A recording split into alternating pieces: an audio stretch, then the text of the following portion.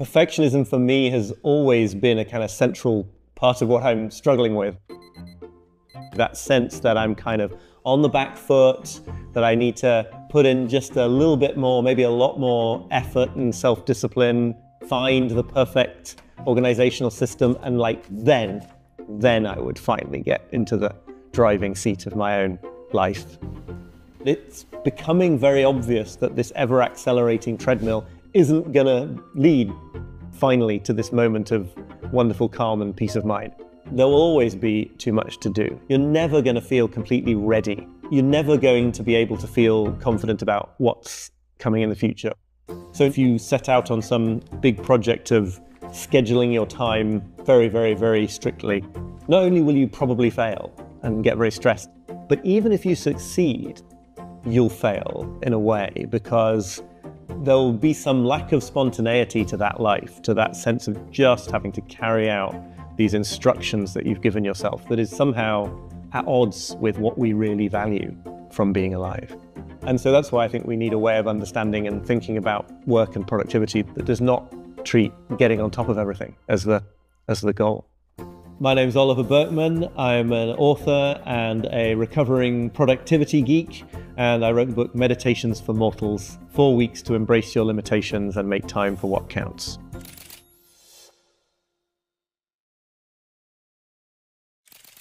I think it's almost true by definition that there can't be one system.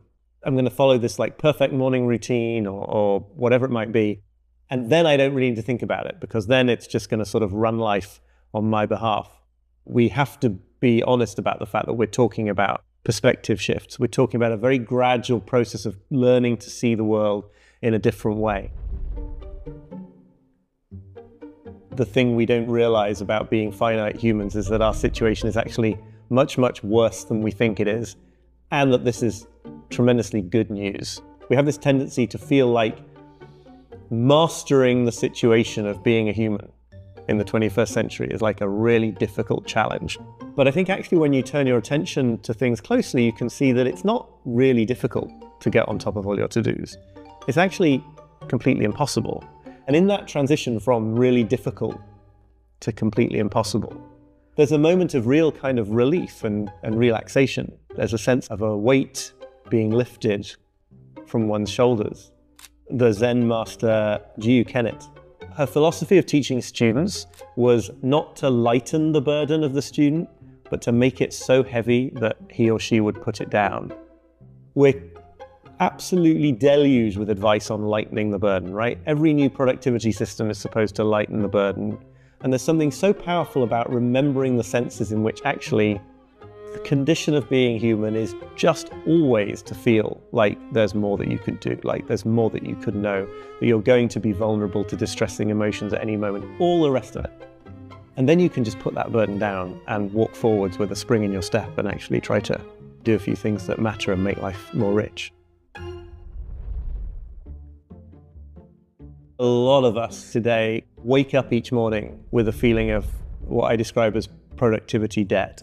The sense that you've got to work really hard during the day to pay off this debt of getting things done. Otherwise, you won't quite feel like you're an adequate and acceptable human being. And that is hugely self-sabotaging, apart from anything else, because the standard for how much stuff would be enough just drifts upwards. So it gets harder and harder to meet, because the amount of things we could do is infinite.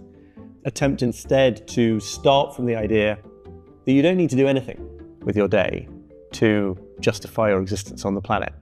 You may need to do it in order to earn your wage or your salary, absolutely, but you don't need to do it for these existential reasons.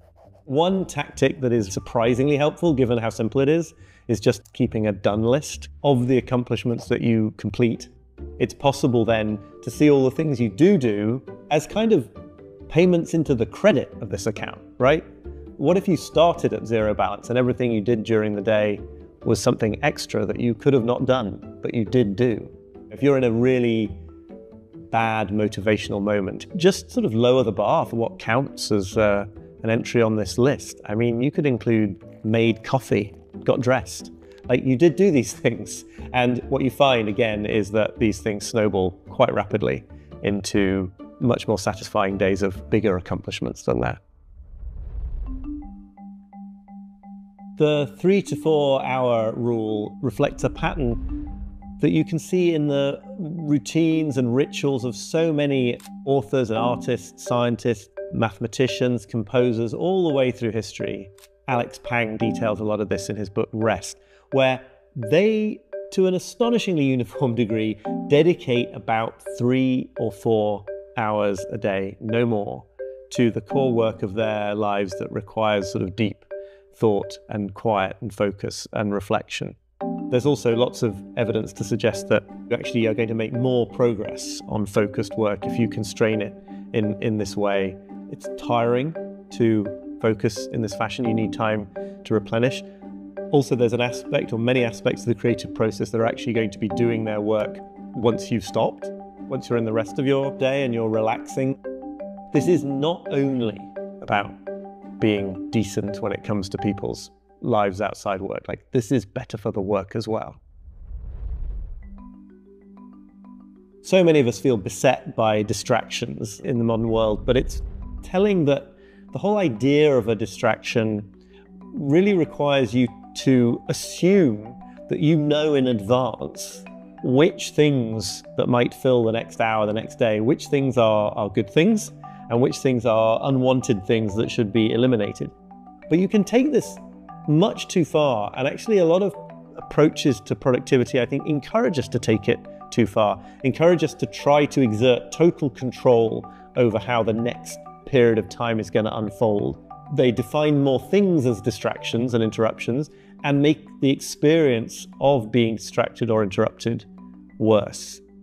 If I'm working from my office at home and our son bursts into the room to tell me excitedly about something that's happened at school that day, there are certain times when I'm doing something where I have to say, look, I'm sorry, but I'm going to have to chat with you about this later. Sure, absolutely. But if I'm using a system for scheduling my day that defines that period of time as like a focus stretch and then makes it into a problem when it wouldn't otherwise have been a problem, that's a terrible way to live. That's basically taking things that life ought to be about, like moments of connection with one's family, and making them wrong just because they clash with this like plan I had. So I think it's really important not to go too far in the direction of trying to eliminate everything that could possibly count as an interruption, and then find that you've kind of eliminated half of the best bits of life.